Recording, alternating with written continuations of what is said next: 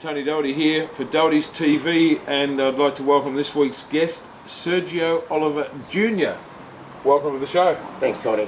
It's great to have you here in Australia, Serge, and I guess we decided to bring you out here because, to be quite honest, we think you're the next big thing in bodybuilding, and I think your time is coming, and we've always had this habit of trying to get people, not when they become famous, but on their way up, and to try and isolate and identify some talent when we see it. In fact, we had Ronnie Coleman out in Australia before he won his first Olympia, so that puts you in pretty good shoes, and we just want to welcome you to Australia. Thank you. Yeah, no pressure, right? No pressure at all. Now, speaking of pressure, obviously you're the dad of the myth, you're the son of the myth, one of the greatest bodybuilders to walk the face of the earth. They're pretty big shoes to fill, and I guess everyone's expectations from when you first started out in the sport have been really big on you, being the son of Sergio Oliva. Yeah, how's that been? Of course. I'd be kidding myself to get into the sport and then be all boo-hoo about people comparing me and my dad, but yeah, it's really rough when you're doing your first show and you're middleweight 176 and they're putting your picture up next to a Mr. Olympia. I feel like there's a big misconception about how it makes things easier for me, and I feel like people think that there's certain opportunities that I get that other people don't, and I think there's definitely a potential level, and look at me here. This is definitely great, and these are things that I'm able to do that other people don't. But on stage, that shit doesn't matter. It doesn't play into it at all. And if anything, I feel they judge me harder. I feel like, and I would do it too. If Arnold's son was competing, and you looked at him, you'd always be like, man, you could be a little bit better. He's Arnold's son, and I think that that's what I get, and I'm okay. I didn't get into this for any kind of handouts or any kind of easy path, but I'm willing to earn and work for whatever I get. And a big thing that drives me is making history in the sport. We talked about obviously being the son of the myth and the pressure that put on you. How did it sit with your dad? Was he encouraging? Did he push you into bodybuilding, or did he try and hold you back? Yeah, unfortunately my dad did not want me to compete. Even once I did start competing and started to do decent, he still never really hopped on board. He went to one show of mine, and it was just because it was in Chicago, and it's a 20-minute drive. I feel like that's why he was there. And there was this whole thing where Peter Potter had him go up on stage and hand me out the trophy, and it's funny, I had a conversation with Peter about it, and I think people thought that I was upset with my placing at that show, but I wasn't. I was upset that they were having him get up on stage to hand out a 5th place trophy. There was other people's dads that were just as proud as my dad really should have been, and they weren't up on stage. Jonathan De La Rosa, his dad was a kind of a famous bodybuilder too. He had to sit in the stands and watch his son win that whole show, while all the glory and all the attention is on this guy who took 5th place. I really didn't like that. But why he didn't want me to get into it, there's always gonna be several reasons. My mom's got her theories, I've got mine. I think unfortunately my dad was a really stubborn person, and he wasn't capable of dropping grudges that he had with business. And I think that when he left for good, he wouldn't want me to come back and to be working with people that he really didn't like. And I tried to explain to him that times are different. Bodybuilding is a completely different sport than what it was 40 years ago. And unfortunately he did everything he could to stop me. He told gyms not to let me join. We were in the gym together one time. It was for a photo shoot. And that was it. That was the only time. And living in Chicago, like Arnold in California, my dad is like the mayor of Chicago. So if you really want to get out of that shadow, you literally have to leave that state. So when I was 19, I left. So tell me about when you first went to the gym and went along to join the gym. We were talking about it earlier. You said your dad had a fair bit of kind of standover power in Chicago, right? He was a policeman there for 32 years. 32 years. So not many people wanted to cross him or to mix with him. So he really sabotaged you when you first joined the gym. Tell us about that, what he did with your membership. Yeah, well, I remember first asking him, you know, what kind of protein I should drink. And it was always like, yeah, you don't need that. You know, school, books. And I just bought my own protein shake. And then I asked if I could join the gym that he had. Nope, that wasn't going to happen. Or if I could join the world gym that he used to work out at. Nope, that wasn't going to happen. So I finally just went to this basement gym and joined a gym that no way he would know about. And a couple days later, I went back, check in, and the manager's like, I'm sorry, your dad doesn't want you working out here anymore. And I thought he was joking. There was no way he was going to this extent to make sure that I couldn't join. I think he thought that if I didn't do that, then I was just going to put it into more school. Whereas it's not. Bodybuilding kept me out of trouble. That's really why I'm probably not in jail or alive. In Cuba, it was the last important thing for them. It was school. It was about work and all the labor part of it. And I think that if he would have realized that I'm a lot like him, we could have done this together. And I think my dad left a really great legacy. But unfortunately, with people my age, a lot of people don't know who my dad is. A lot of people don't really care about the history of the sport. And if you really ask the majority of bodybuilders today, like the pros, my dad was their favorite. But people my age that are just getting into it don't even know anyone really before Dorian. And I feel like that would have really helped bring light back to, you know, him and what he did, and it really would have helped, I think, his relationships with the IFBB and all the heads. I think it would have been a really cool thing to do together. I see, you know, Lila Brada and his son, and like I was saying, Jonathan Del Rosa and his dad, and I think Darren Charles for a little bit was training his son was competing, and I watched them and just the relationships they have, and I mean, working out is always going to build the best bond with anyone, and a father-son bond. I can't imagine what would have been built in the gym or what I'd be looking like right now if I had had help from Mr. Olympia. But yeah, I did it on my own, and school was not my thing. It didn't matter how much he pushed it.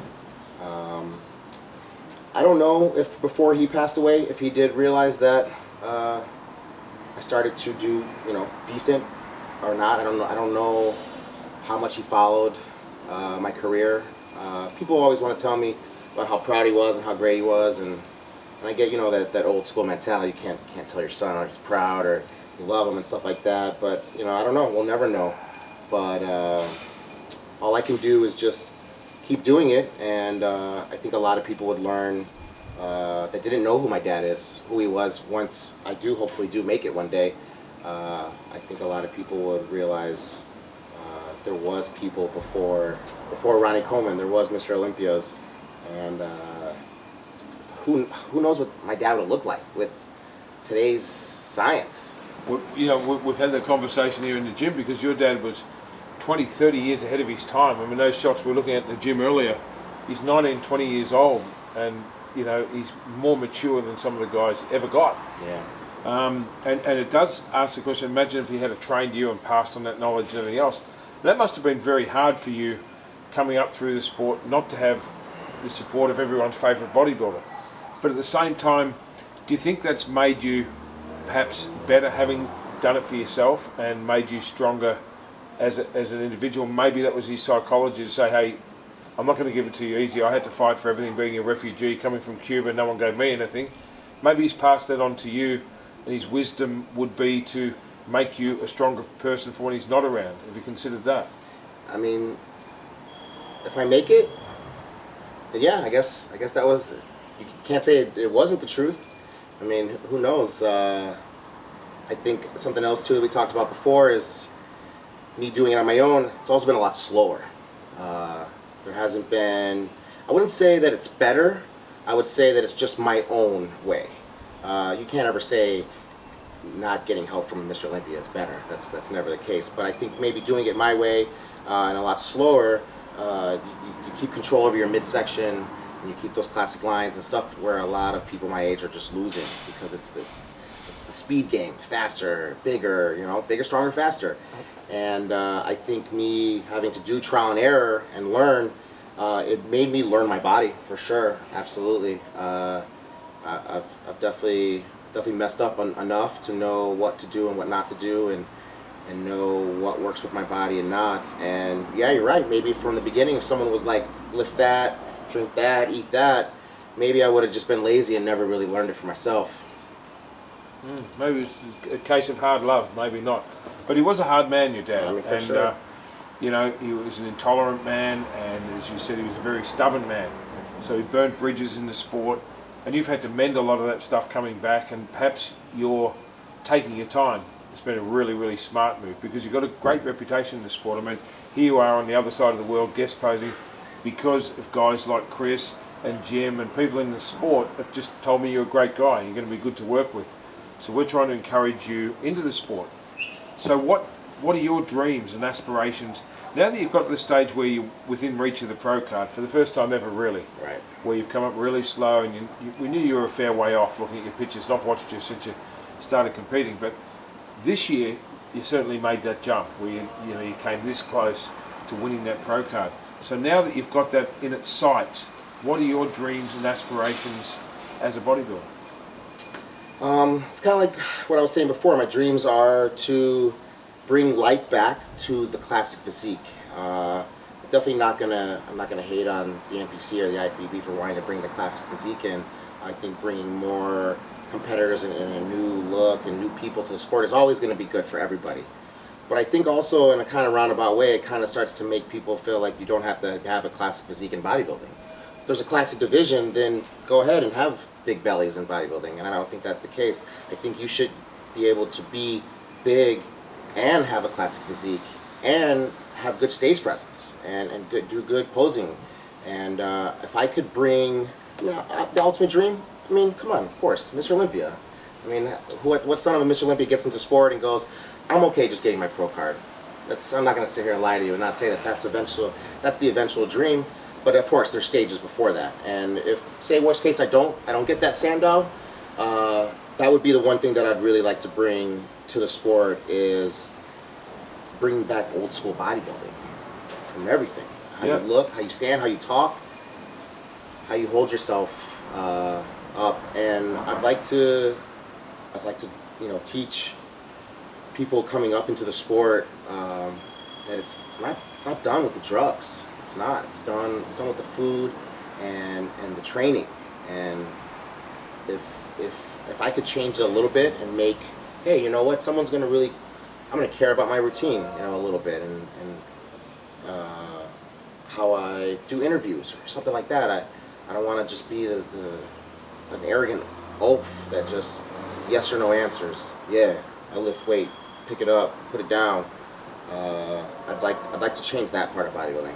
So having a mentor like Chris in your corner, how much has that helped to guide you to be a good person, not just a good bodybuilder? Right. I mean, there's the business of bodybuilding, right?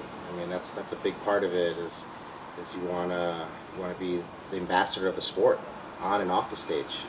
I think a lot of bodybuilders, when you're dieting and you're frustrated and you're suffering, you tend to just kind of take it out on people, and sometimes you still have to keep your composure, and you still have to hold it together, because a lot of times people are going to judge all of bodybuilding off of just you and that one experience. And I've seen it a lot. I've seen a lot with my dad, unfortunately, and I've seen a lot of people where you just judge that person and the whole sport off of this one experience. And Chris has really shown me that sometimes you just gotta suck it up and keep it together, and it's not always just about you. It's about the sport as a whole and what you're trying to present and your future. I think a really cool thing would be is where one day people want to be bodybuilders when they're younger. The big thing you hear with a lot of bodybuilders is always, I was playing football and then I got hurt, so I got into bodybuilding. I was doing this and then something happened, I've never really heard anyone's story, except for obviously way back in the day, where, I was younger and I just wanted to be a bodybuilder right from the start. You don't hear that anymore. It's always they tried something else, and then that was the end result that they went to, the second choice. I want bodybuilding to be a sport where as long as you do things right and smart, it can be a healthy sport. And I think that could be something that does live on with your kids. And I mean, if I can do this in November and get my pro card and actually have a decent pro career, I'm living proof of that. That this can be a sport that is living on through our kids, and the sport isn't going anywhere. It's not getting worse. It's not dwindling away, and it is something where it's not something you want to talk your kid out of doing. It's something that, yeah, I want to do it together. I want to have that relationship, and that's something Chris really showed me, that you could be a good person and a good bodybuilder. Coming up through the sport, who had the biggest influence on you as a pro bodybuilder? Like, who did you admire and want to look like?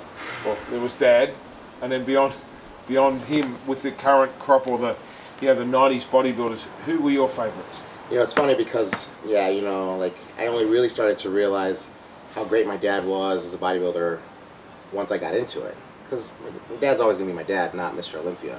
But once you start getting into it, you start to realize, how do you have those measurements? How does it make sense? Like, what was that secret to keep that waist small? So that was really cool. But yeah, for sure. I mean, the 90s was the best part of bodybuilding. I mean, it was just so amazing. You just had, even just the nationals. I mean, you just had, even in the NPC, you just had such insane lineups, and people, it's almost like their skin was different. It's like, we're never going to know what was so different about the 90s. But Kevin Levrone is a big favorite of mine. I don't think anybody who gets in the sport and doesn't like Flex Wheeler. Sean Ray, Lee Labrada. I think those were the people that set the standard for having a physique where if anyone saw them, no one would say, I don't want to look like that. No one ever said that. And then I do think that the 1998 Ronnie is probably one of the greatest physiques ever, and it'll never be beat. But then it did get out of control, and I think bodybuilding started getting a lot of money from the hardcore, the grunge, the power lifters, and yeah, his physique started getting out of control, and that's where people started wanting to use him as an example of why bodybuilding's bad. Every news thing that was ever done on bodybuilding about how bad it is, it's always the worst shots of Ronnie, the worst shots of Marcus Rule and stuff like that. And it wasn't until Phil that the physique that you wanted was back owning the Sando again. I think Jay offstage is the greatest bodybuilder ever, and because of him, I think we have Phil Heath. I don't think we would have had him if it wasn't for him. So the 90s. That's a pretty good call. I don't know how to pick. I don't know how to pick your favorite out of the 90s. No, that's pretty good answer. I'll go with it. But it's funny, you said before about you want to bring back this classic kind of bodybuilding. I'd probably put it back to you and say, well, the reason it's gone that way is because we haven't had someone there to be that guy. Since those 90s days with you, Lee Labrada, Sean Ray, those kind of physiques, who replaced them? Well, no one really did. And then you get sort of blockier physiques placing well. Some of the guys 5-6 years ago that were placing second, third in the Olympia, perhaps in those days wouldn't have been in the top 6. But it wasn't that the judges got it wrong. There was just no one else there to take those spots. So perhaps you bringing back this kind of look, it's not that bodybuilding's not ready for it, it doesn't want it, we just haven't had it. Right. So hopefully you can be that guy, to be more like a Phil Heath, who brought back some classic lines to bodybuilding, and Phil's first Olympia win was insane. He really did raise the bar and brought back a whole different look, which we haven't seen for a long time. And I think people, wow, the sport's back on track. So I think that might be your niche right there. Yeah, no, hopefully the time was right. I always say that I wish that I was born a little bit earlier and I could have competed in a different generation. But maybe this is how it's supposed to be. Maybe we were gonna go a little off the deep end because, man, during the Dorian and Ronnie days, it was so cool. How much bigger could these guys get? Like, how much more massive? It was just so intriguing. And yeah, we did go off the deep end a little bit in bodybuilding, and it did start to come back. And maybe my timing's perfect. You have people like Cedric that are coming and bringing that back slowly and setting that standard. The thing is with bodybuilding, you're always gonna know. It's not a what if, or is this gonna happen? You'll find out. I'm either going to do it or I'm not. That's the best and the worst thing about the sport. Yeah, absolutely. When you're 30? Mm-hmm. You've turned 30. So if you could go back to that 18-year-old Sergio, that kid that was probably a little lost and didn't know whether to do this or not, what would your advice be for him? If you go back to the 18-year-old you and just say one thing, what would it be? Eat. I definitely did not realize it was the food that was holding me back, and trying to lift heavy and really sloppy form and showing off and just trying to play the game that's not my physique. It's not what my body is meant for. And I would have said to start earlier. I would have loved to have done some team competitions. I would have loved to sit down with my dad and told him that I was really serious about this, and I would like that to be something that we could do together. I'm like I said, I'm him. When he didn't want to help, I'm just mad. I'm going to prove him wrong. You know, I'm going to prove that Mr. Olympia wrong, that I can do it. When maybe I should have just sat down and been like, man, this is something that maybe I would like to do together. You know, my dad, at the time that I was born, you know, he was making his comeback at the Olympia. People don't know, because he lied on his birth certificate when he came from Cuba. He was almost 50. You know, Vince Taylor's got the record for the best placing at, 50, but really it's my dad, or Albert Beckles, but really it was my dad. And it's only because he lied on his birth certificate that he was that much older. But when I was born, that's something that we're not doing. We're not throwing the ball together. We're not going to games. The physical stuff, unfortunately, he wasn't capable of doing. His body was just done by then. Double knee surgery, hips, everything's just gone. So we didn't have that part. And maybe we could have done it in the gym. If maybe we both weren't so stubborn. That'd probably be the one thing that I would like to have done and changed. There seems to be some regret there that I guess that your dad didn't support you early on, and now I guess regret that he's not around to see how far you have taken it and the fact that you're really knocking on that door now. I guess it would be pretty cool for your dad to be able to see where you're at now and how far you have taken it, that you did get through and you're okay. Yeah, I mean, for sure, that's what you always think about, if you're religious or not, and you always think about someone, looking above you or what you want to believe. But I like to tell myself that, yeah, I mean, he does see it somewhere. He is somewhere watching over me. I mean, I've had, small little injuries and stuff like that, but I haven't really had anything big injuries. I'm not dead. I'm not in jail. So maybe someone's helping me out. Maybe someone's on my shoulder. Maybe in person, you have to be that strong, cold Cuban, do it on your own. But maybe in the afterlife, I don't know, maybe it's helping me. Maybe someone is. Yeah. Now you're here in Australia, the other side of the world. What does it mean to you to come out and do this? Because I know when I asked you to come out, it was kind of bizarre because you weren't doubting whether you could come out. You were doubting whether or not you'd be good enough, or whether you'd let us down in some way by not being this big pro bodybuilder. Hey, we just want to bring you out because we think it'd be pretty cool. It's a good story that's unfolding, and we think you may be the future of bodybuilding. So we're going to get in nice and early. So tell us, what does it mean to you to be out here on the other side of the world? Because this happened pretty fast. Yeah. Again, that's maybe that's some of the stuff that a lot of people don't get that I do.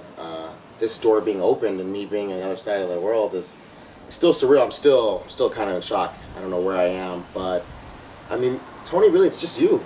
I mean, the respect that you have in the sport, and me knowing just your name, I didn't even know what you look like until just recently, but I know exactly who you are. I know your gyms, I know your name, I know what you do in the sport, and I know how hard it is to promote the sport and everything that you have to do. And the big part was that I didn't want to let you down. I mean, I'm not gonna lie, that's the big thing. That's why I was kind of hesitant. Like, the Tony Doherty's asking me to guest pose, like, I'm not in shape. I could have been the day of the show and I still would have said I wasn't in shape. I'm never gonna be good enough. But that's how I'm always going to be. I mean, I guess that's what makes good bodybuilders, right? You're never good enough. You could always be better. But this is the dream. Me and my fiance, when we were, teenagers in high school, I was like, man, that's what I want to do. I want to travel the world. I want to go do guest posings, and I want to go promote bodybuilding and be the face of bodybuilding. And then I'm here, and I feel like it was like that. I had a really bad injury that happened, and it pulled me out of a competition 2 or 3 weeks right before. It was easily one of the worst things that happened to me. I was definitely devastated. I was supposed to be the the sure-in winner for that show, and it took me out big time mentally. And I think that's what makes good bodybuilders. I don't think there's any bodybuilder who's in the pros that doesn't have some kind of story where something really bad happened to them, and then they overcame it, and they became better.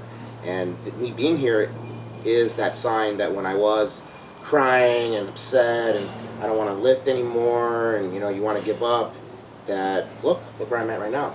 So maybe in the future something else is going to come out for sure, and it'll be things like this that are going to remind me that no, if you just keep pushing, there are better opportunities in the future. That's why I love, and I pick your brain all the time, and I pick pros' brains, and you hear about this. I'm always one of those stories that nobody knows about, and you look at people like, man, look at Victor Martinez. That guy is the literal proof of adversity. I mean, how do you get locked up several times, break your arm, people in your family are murdered, you get screwed at Mr. Olympia big time, definitely one of the worst controversies ever, and look at him, still trucking away, still doing it, and it starts to turn into, what's your excuse? Like, how much, what are you crying about? Yeah. Well, we bring you out here. I think you're like 7 weeks out from the Nationals. The Nationals, which is the big show in the USA where you can win your pro card. In us bringing you out, you had to bring your diet forward a little bit, tighten up all of a sudden, get your posing in order. So hopefully this is going to help you to be in even better shape to take out your pro card win. We want to wish you every success with it. We look forward to celebrating a long pro career with you and being a part of your coming up into the sport. We're going to put on a clip on of you guest posing after this interview, so we'll make sure we film that tomorrow. And thanks for coming on Doherty's TV. We think you're a great guest and you are the future of the sport. Thank you, Tony. Sergio, thanks for coming down, brother. Thank you so much. We're done.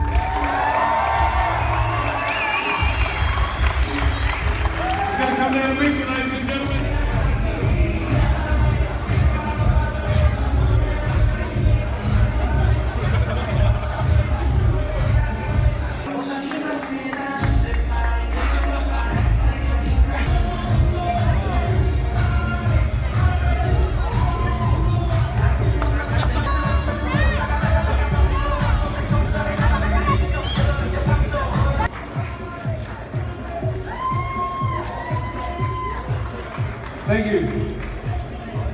Well, I hope you've got a couple of breaths left and you can still talk.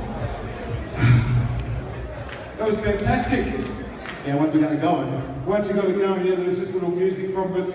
That happens sometimes with equipment and CDs and USBs and all that kind of thing. Now, tell me a little bit about your first ever guest posting. Were you a little nervous coming over to Australia to do this for us? I mean, of course, I'm always nervous. You should be nervous. Now, you're 8 weeks away from the US Nationals, which is a big contest where you're hot favourite really going into it. You took second at the last one, just missed out. You beat the guy, which is your nemesis, time and time again. So you feeling good going into it? I do. I feel confident. I got good people that do that for me. Well, all the way, brother, all the way. So, moving forward, if you do get that pro card, what do you want to bring back to pro bodybuilding? I mean, obviously the classic physique. We have to create another class just to get people to do classic lines, which is okay, but it should be classic physique in bodybuilding as well. And it's good to see it in the amateur classes too. There's a lot of guys in here today that still have classic lines and their routines are good. They really care about the sport more than just themselves. Now, you've had incredible pressure on you. I was saying as I was doing the intro, coming up in the sport, you competed as a junior, and everyone compared you to your dad. How hard's that when you're, 160 pound, 170 pound in your first show, and the first thing everyone says, oh, he's not as good as his dad. I mean, the guy won the Olympia 3 times and perhaps was 20 years ahead of his time. Right, yeah. I mean, I don't expect to be better than my dad. I don't expect to be my dad. But if I can bring back some of the old school mentalities and ideas to a newer age with the newer age science and workouts and diet, that's what I want to be. I want to be the dad of 2015. Now, growing up, your dad wasn't a real lot of help. We all thought that he would have pushed you into bodybuilding and made, you're going to be another Sergio, because he held you up at that Olympia. I remember in 1984, he held you up, this little baby on stage, but then he said, that's it, go to school, no bodybuilding. School. And I mean, who knows? Maybe that's just because he told me not to, so I'm doing it right now. I think a lot of kids when they're younger, nobody does what their dad's telling them to do. Maybe my dad said do bodybuilding, I would have went to school, who knows? So maybe there's some reverse psychology from the old boy. And of course you went to join your first gym. Did he encourage you, or what did he actually, because he was a cop in Chicago, you've got to imagine this, he runs the town, everyone's terrified of him. What did you do to the gym owner that gave you a membership? Yeah, so I joined the gym and I first asked him to help me. And he said, no, go to school. And then I said, I'm just gonna do it on my own. I joined the gym, went there for a couple of days, and I came to check in the next day. And okay, I'm sorry, your dad called up and said, I can't work out here anymore. And I mean, what are you gonna do then? So I realized, like Arnold, who runs California, my dad ran Chicago. So the only way for me to be able to start this is to leave. So I just picked up and left. Went to Florida. I started doing it on my own. And 150 pounds later, I'm here. You're here on the other side of the world doing your first ever guest posing. Yeah. Well,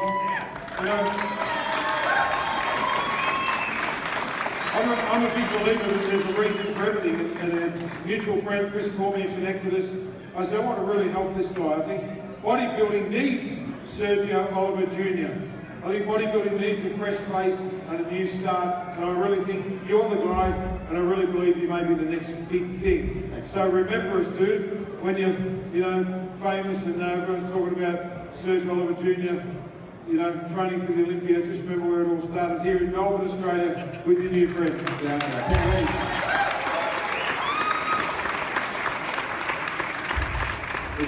It's you guys who make bodybuilding. Anyone can go to the pro shows, see all the big guys and famous people like Phil and all the other past Olympias. They were on a stage like this at one time. Their families were there. And it's really you guys who have to deal with us. The gas, mood swings, all the things that come into play. And then you sit over there and you're in the dark while we are up here in the spotlight getting all the glory. So it's really you guys that need a pat on your back. All the wives, the parents, the friends, the workout partners. You guys are the ones who get us up here.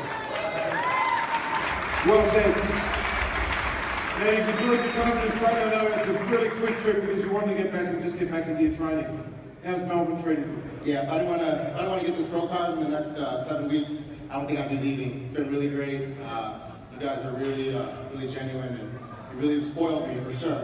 Well, when that pro card comes, we'd love you to make your pro debut here on our stage in Melbourne. So I was going to keep putting pressure on you until you make it, kid. That's how it is. Ladies and gentlemen, Sergio Oliva Jr.